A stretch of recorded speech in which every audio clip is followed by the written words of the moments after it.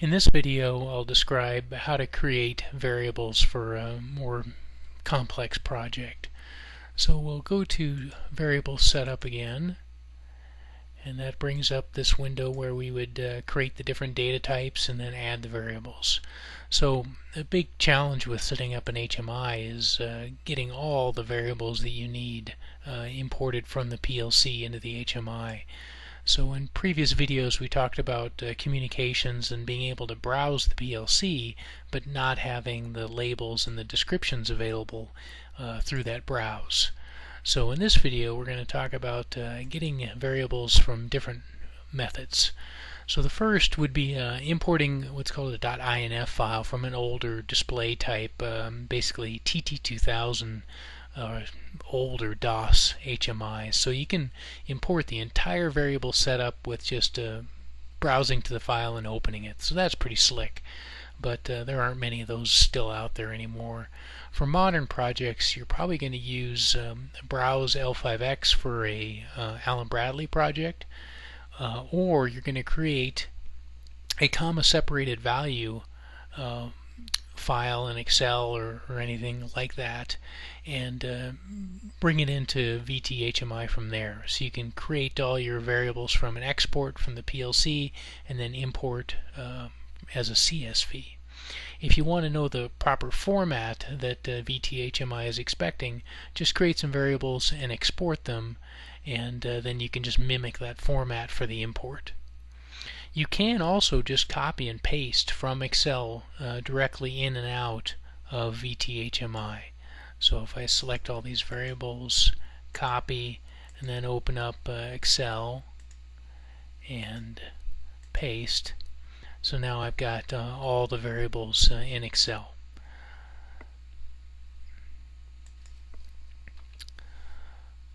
So the typical means to create the variable set for Allen Bradley Logix processor is to use this L5X tool.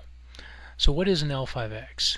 That's basically an export file from any version of Allen Bradley programming software. In this case it's RS Logix, but Studio 5000 does the same thing. So all you have to do to create an L5X from a project is just do a file, save as, and then you save it as a L5X type. So we'll save that to the desktop, and it takes a couple of minutes to export the file.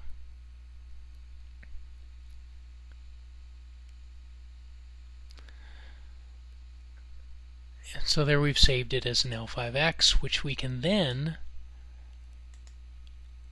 open with this Browse L5X.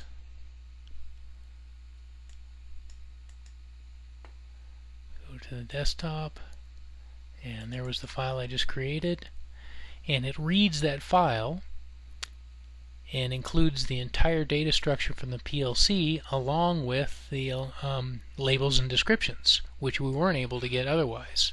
So let's create a new data type, and let's make it an analog data type. We'll call it anything we want, Unit 2 Analogs.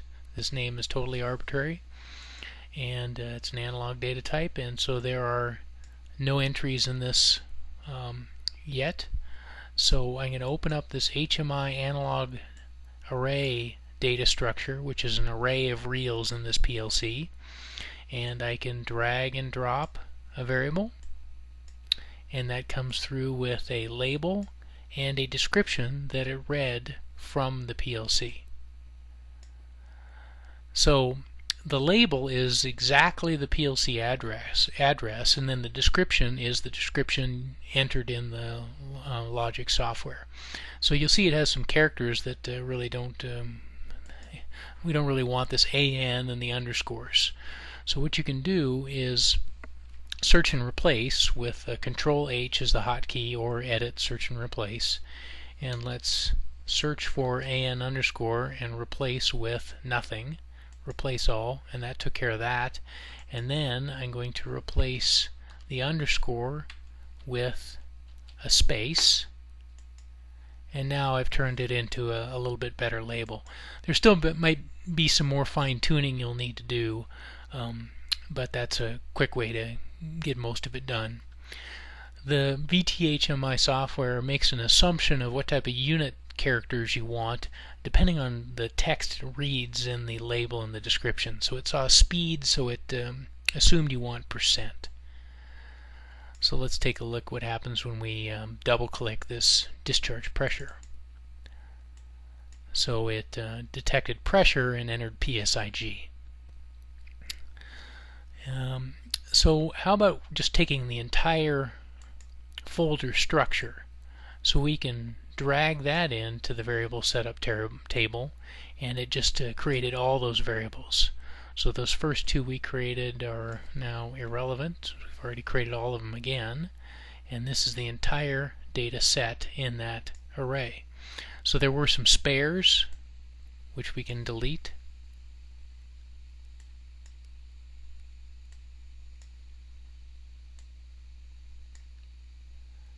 And then we go about fixing the labels and setting the tags, device tags. That'd be something like, a PT2120 or some device tag that you would want to use for certain controls.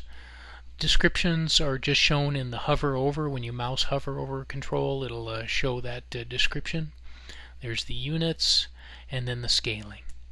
So in this particular case, we use 1-to-1 scaling, so we don't need to do anything with these, but if you needed to, you could. So if you wanted to make some more complex manipulations of this variable setup, you can copy them all and paste them into Excel and do your thing, or you can export them as a CSV if you prefer to do it that way. So there we've just created an entire data set using this L5X file format.